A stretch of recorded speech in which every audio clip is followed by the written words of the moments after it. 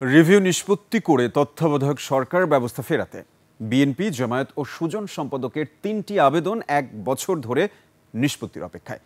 আবেদনকারী আইনজীবী ও সংবিধান সংস্কার কমিটির সদস্য ব্যারিস্টার শরীফ ভূঁইয়া জানান, বর্তমানে ত্রয়োদশ সংসদ নির্বাচন অন্তর্বর্তী সরকার করতে পারবে, তবে আগামীতে তত্ত্বাবধায়ক সরকারের অধীনে নির্বাচন করতে চাইলে রিভিউ নিষ্পত্তি করতে হবে। বিস্তারিত শাকিরা আরজুর রিপোর্টে। বিশ্বের সর্বাধুনিক প্রযুক্তিতে প্রস্তুতকৃত Arik silver wash detergent powder 500 গ্রাম মাত্র 70 টাকা। রিমার্ক।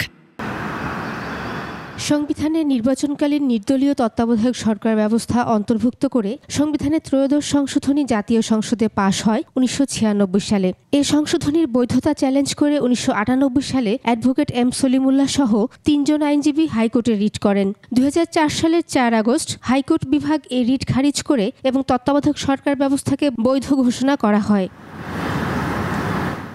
এ রায়ের বিরুদ্ধে আপিল করলে ২০১১ সালের ১০ মে সংখ্যাগরিষ্ঠ মতামতের ভিত্তিতে সংবিধানের ত্রয়োদশ সংশোধনী বাতিল ঘোষণা করে রায় দেন। তবে লিখিত রায়ে পরবর্তী দুটি নির্বাচন তত্ত্বাবধায়ক সরকারের অধীনে হতে পারে বলে আপিল বিভাগ যে আদেশ দিয়েছিল তা আর রাখা হয়নি।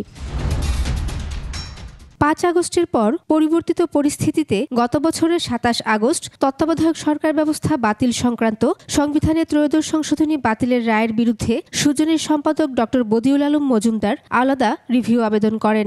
এরপর বিএনপি ও জামায়াত রিভিউ আবেদন করেন। ১ বছর হতে চলল, তো প্রথম দিকে এটা শুনানির ক্ষেত্রে সরকার একটু ধীরে চলা ছিল, তবে এখন মনে হয় সরকারের এটা আগ্রহ আছে, কারণ সরকার আর সময় নিচ্ছে না অ্যাটর্নি জেনারেলের অফিস থেকে, কিন্তু এটা কার্যতালিকায় পৌঁছাতে পারছে না। তবে আমার ধারণা এ বছরের ভেতর এটা নিষ্পত্তি হবে বলে আমি মনে করি। বর্তমানে যে অন্তর্বর্তী সরকার দায়িত্বে আছে তাদের অধীনে নির্বাচন হতে কোনো অসুবিধা নেই বলে জানান এই আইনজ্ঞ। ত্রয়োদশ সংসদের যে নির্বাচন হবে, যেটা এখন ফেব্রুয়ারি ২০২৬-এ বলার ব্যাপারে মাননীয় প্রধান উপদেষ্টা বলেছেন, সেই নির্বাচন বর্তমান অন্তর্বর্তীকালীন সরকারই করবে, এটা তত্ত্বাবধায়ক সরকার করবে না।